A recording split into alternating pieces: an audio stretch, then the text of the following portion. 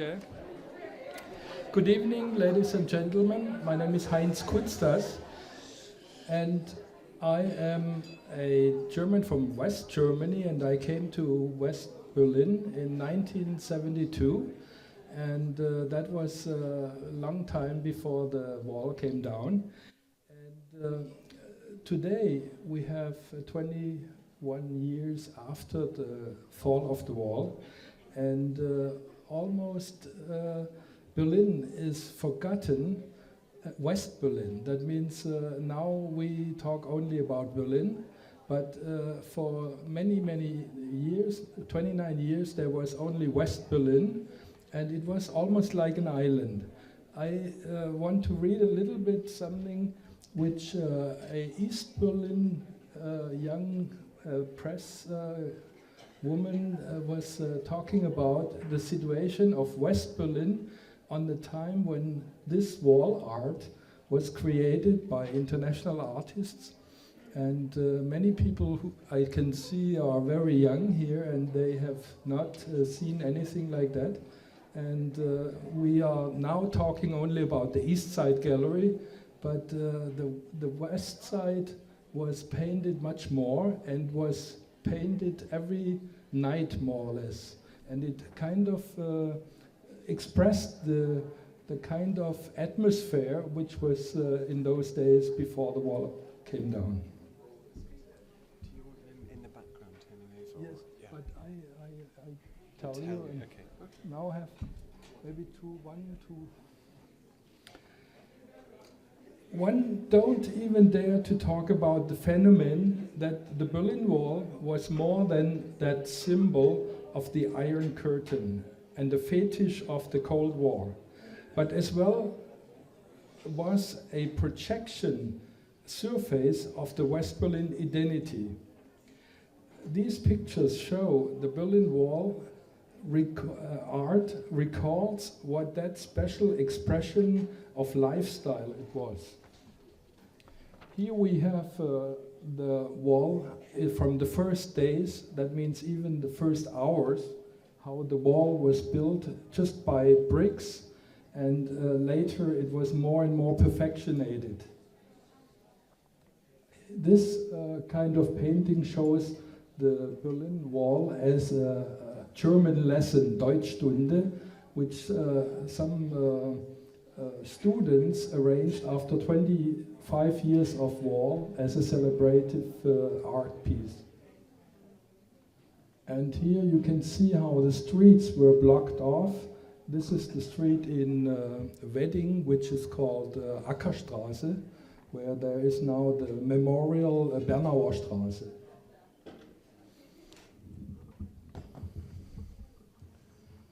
Here you have the barbed wire, which was the first few hours, and where a lot of soldiers still could escape in the first hours. And here you can see the bricks just put on each other and guarded by the soldiers. This is an early picture from the streets just dividing in the intersection of the city. And here is already a more perfected wall, which is holded together by steel pieces. This is the Brandenburg Gate, also with a kind of, in the first years, this was a spectator kind of platform where you could show visitors to look over the wall. And this is at the Potsdamer Platz, which is now totally changed and renewed, and you would not think that this is the way it looked a few years ago. Here Kennedy was visiting the wall also on those platforms, and the East German authorities put even curtains in the Brandenburg Gate, so he could not look over to the other side and maybe wave some people who were watching it. This is the more and more perfected version of the wall, which was even white painted and kind of whitewashed, and it was already getting like a canvas. Here you can see also near the Brandenburg Gate, it's more towards Kreuzberg, and it's still very clean and not used for any messages. Here you can see already some slogans like the wall can't live forever, or freedom, and it was also at the Potsdamer Platz. This is an example how it slowly got more and more used as a canvas, and children very much used it as a kind of place to play and also to paint on it. This is an example how the wall was used in an irony way, and this was more and more the fact that we had to live with a wall, and so people used it to in an ironic way, in a new way. And here's Glückwinkel is like a corner of luck.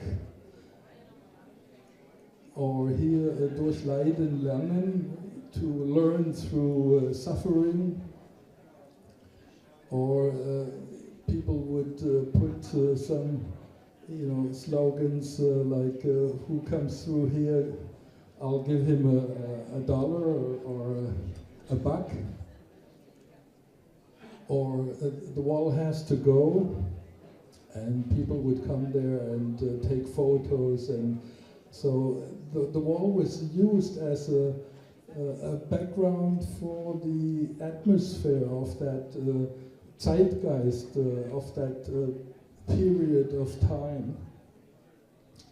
And here, like, too bad that beton doesn't burn was put there, and here the last one puts out the light,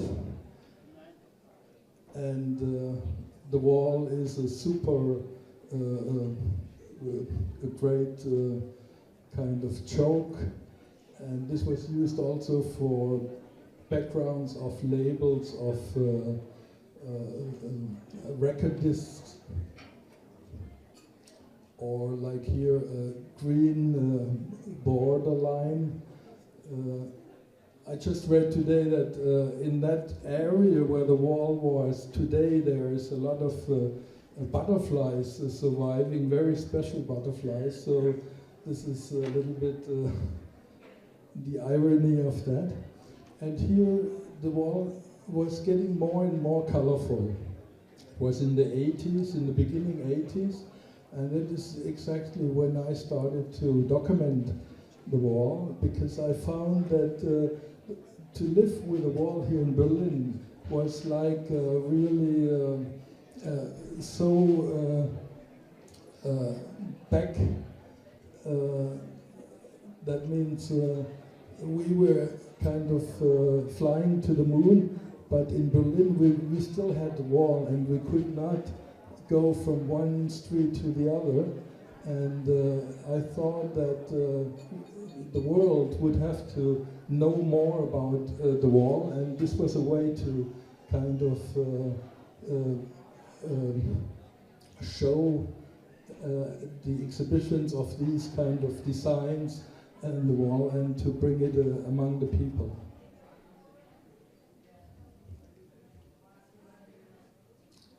Here, this was also around the Brandenburg Gate. This is the wall art done by people who lived also close to the wall. This is in Kreuzberg, which was a very famous place where French people started to play with the wall, and they lived close to it, and they used to do like 500 yards, and Okay. All right. Well, on. Okay. And the French artist Thierry Noir, he was even fixing things at the wall, and there were guards from the east side coming and stopping them. If they really only painted, that was no problem, but to fix things was forbidden. So this was always in the West.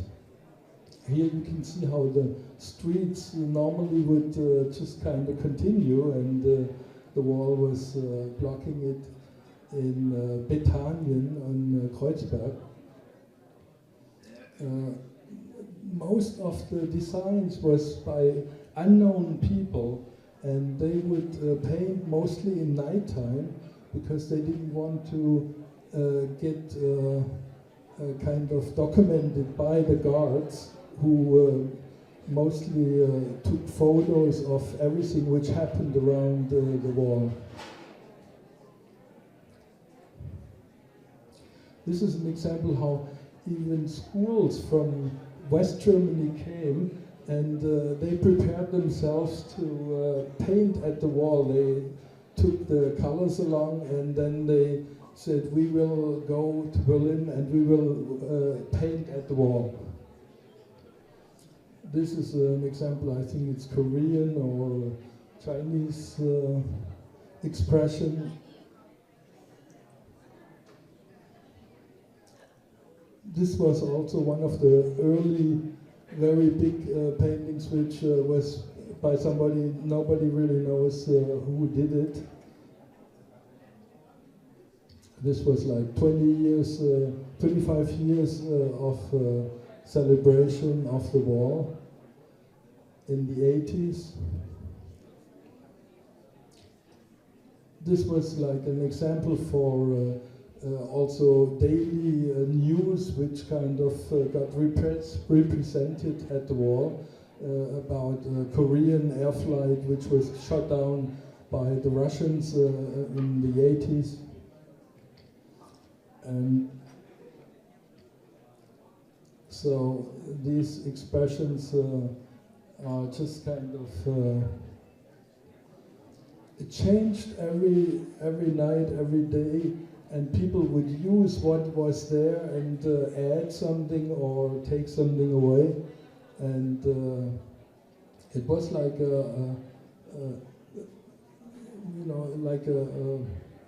the philosophy of time, the expression, and the play with the situation of the wall.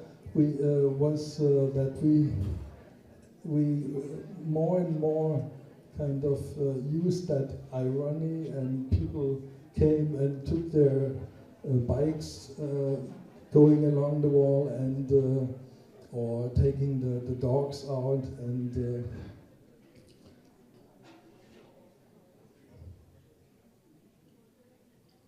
well.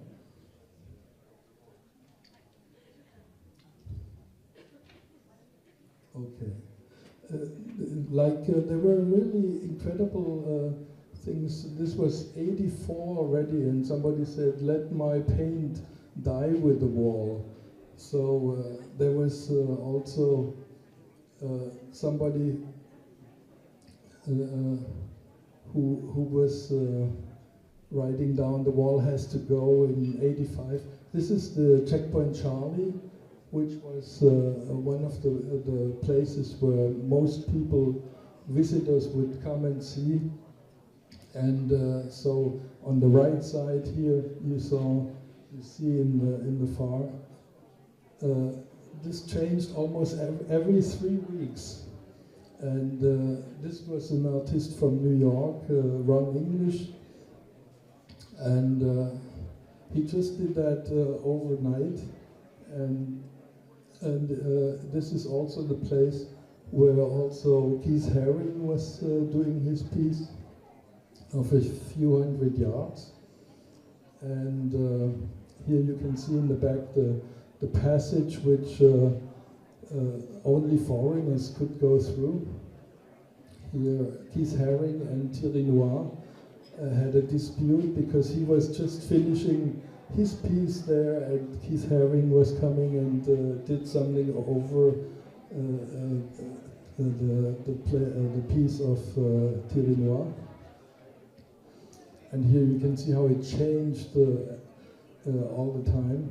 People also revolted against the painting of the wall, like you can see with a white mark to kind of protest for the painting of the wall. This is also one piece which was kind of protested here too. Also slogans about international movements were painted there, or anti-racist kind of slogans. This was something done in Wedding, which is where the Bernauer Straße was. And this was the wall actually was 4 meters in the east. That means 4 meters before was a nowhere land. And this was a Turkish old man who used it as a garden. And he starts to put his garden up there, and it's still existing today. You can go and see, he even built a house on it, and it's more or less in an overland. This is an example where somebody painted the church on the wall continuing. The church was in the east, and on the west side he was painting it on the wall to continue. These slogans about ecological themes.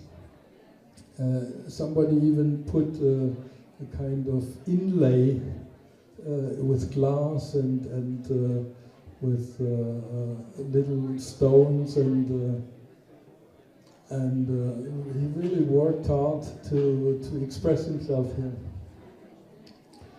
These were the French military going along the wall, and they were allowed to go that close because in that overland 4 meters before the wall, the West Berlin authorities were not allowed, and it was only possible to visit that area. And this is from a friend's atelier of art, who always, as a provocation, he did some art pieces just in front of his window.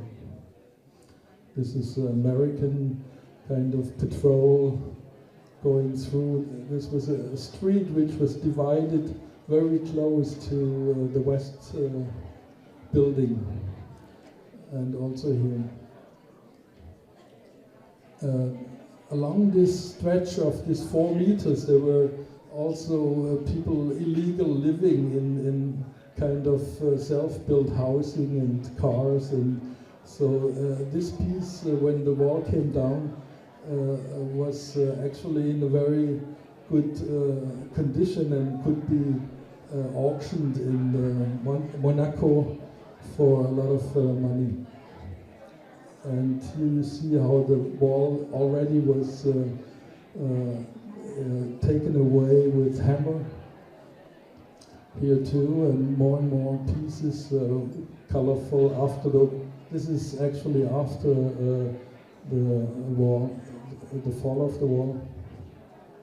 Here also whole families always took pieces of the colored. This is example of somebody putting on people wake up and finally wake up.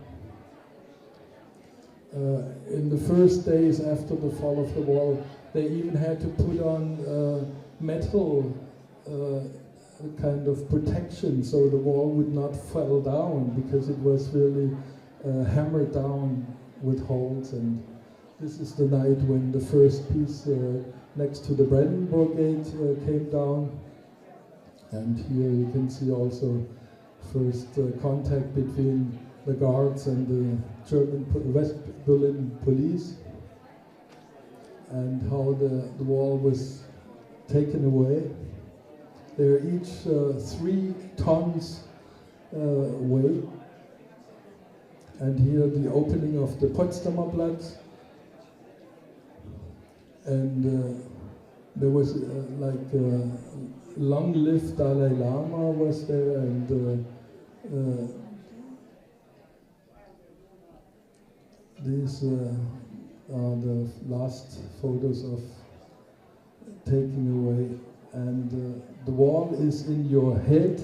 Somebody put on in the last moments, and Berlin is freedom. This was a very visionary kind of poster for election, which was 1 year before. The SPD was putting up like 2 children who were talking over the wall, and 1 year later the wall came down. So this was a very visionary poster for the election. And this was part of the film Himmel über Berlin, Over the Sky, from Wim Wenders. And this is Bruno Ganz, who is laying in front of this piece of wall. This is also Keith Haring again, where he's painting. And okay, these are just examples of real nice art. This is Positive Vibration. Only Positive Vibration was kind of helping to put the wall down. Nobody in our age was thinking that ever the wall would come down. This is an example how it changed all the time. The black silhouettes was only done by an American, a New Yorker, and the rest was kind of filled in and changed every day. This was one of the first ones. This is Jonathan Borowski. He did that in '82, and only the white figure, and the rest was done by somebody else and changed also constantly. And this is from Thierry Noir, also the one which was used in the Wim Wenders film. And this is the hearts from Kitty Kidney, which is now in a big museum in New York. And this is also an example how it changed. Somebody put on I Like Boys, and somebody did something else, and so really nice images were created. And this is the way how the wall was kind of put down and even auctioned in different places. And these pieces are all over the world in different museums and diplomatic places. Okay, I think that's more or less a little bit how the wall was looking those days. Thank you.